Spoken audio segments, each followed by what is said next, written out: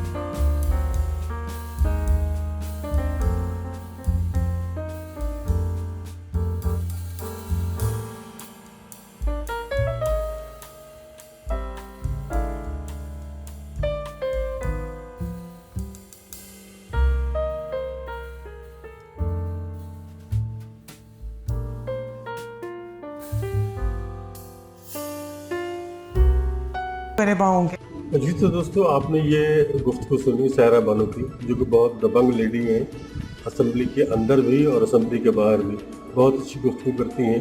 आपने उनकी गुफ्तगू सुनी और वज़ीर आज़म का जो आखिरी खिताब था, जिसको अलविदाई खिताब कहा जा रहा है, उनके बारे में भी आपने उनके ख़यालात जाने। तो दोस्तों, बात तो वही है जो पहले हो चुकी है कि अगर आवाम का ख्याल इनको है तो उनको आवाम का ही ख्याल रखना चाहिए। इलेक्शन जो इनको पहले 14 मई को करना था, उसको तो ये गोल कर गए। आपके सामने ये अपनी मर्ज़ी के साथ ये इलेक्शन करवा रहे हैं।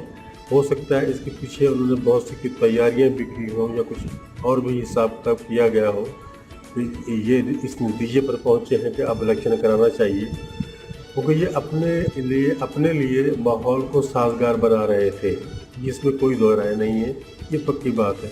और हो सकता है कि उन्होंने अपने लिए माहौल को साजगार कर लिया हो, इसीलिए जब ये इलेक्शन की तरफ जाना चाहते हैं। लेकिन पता नहीं क्यों, अल्लाह जाने, कोई ऐसी ठोस वजह भी सामने नहीं है, लेकिन दिल नहीं मानता कि इलेक्शन अक्टूबर या नवंबर में हो जाएंगे, क्योंकि अभी तक भी ये कोई पक्की डेट नहीं दे रहे, ना नवंबर के लिए पक्का बता रहे हैं, ना अक्टूबर के लिए। हालांकि जैसे अगर असेंबली अगर अपनी मुद्दत पूरी करती है तो फिर अक्टूबर में इलेक्शन होने चाहिए, लेकिन हो सकता है 1 महीना लेट करें उसको और असेंबली को 1 दिन पहले तोड़ दें और फिर ये इनको 90 दिन मिल जाएंगे। हो सकता है ये नवंबर में कराएं, लेकिन वो भी कंफर्म नहीं लग रहा कि नवंबर में भी ये लोग इलेक्शन कराएंगे या नहीं कराएंगे। आपकी इस बारे में क्या राय है? अपनी राय का इज़हार ज़रूर कीजिएगा।